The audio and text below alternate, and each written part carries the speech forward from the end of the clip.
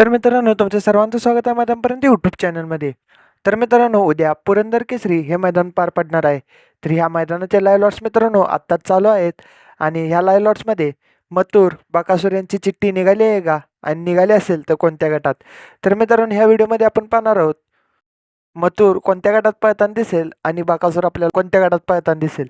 तर मित्रांनो, आत्ताच लाईव्ह लॉट्समध्ये आपल्या सर्वांचा लाडका बिंदोडचा बादशाह मथुरची चिठ्ठी निघालेली आहे मित्रांनो. पहिल्या 10 लॉट्समध्ये चिठ्ठी असणार आहे.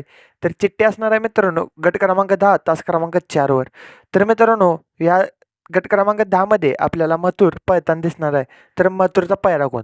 तर मथुरचा पायरा हा शंभू असू शकतो मित्रांनो. तर आपल्याला उद्या मथुर आणि शंभू ही जोडी पळताना दिसणार आहे. त्याचबरोबर मित्रांनो, बकासूरचा गट क्रमांक किती? तर मित्रांनो, आत्ताच मित्रांनो महेश शेठच्या नावाने एक चिठ्ठी निघाली आहे. ती पण गट क्रमांक 36 तास क्रमांक 4 वर. तर गट क्रमांक 36 तास क्रमांक 4 वर आपल्याला बकासूर पळताना दिसू शकतो. तर बकासूरचा मित्रांनो अंदाजित पायरा सांगतो. उद्या सर्वजण म्हणत आहेत की उद्या आपल्याला आपल्या सर्वांची लाडकी जोडी म्हणजेच सर्जा बकासूर एकत्र दिसणार. आणि मित्रांनो, उद्या ज्यादा चान्सेस आहेत की आपल्याला विठ्ठल नाना देखील ह्याच गाडीवर आपल्याला बसताना दिसतील. म्हणजेच मित्रांनो, आपल्याला उद्या पुन्हा एकदा ओरिजिनल त्रिकूट म्हणजेच सर्जा, बकासूर आणि विठ्ठल नाना एकत्र दिसू शकतात. तर तुम्हाला काय वाटतं मित्रांनो, उद्या हे त्रिकूट एकत्र येणार का? कमेंट करून नक्कीच सांगा.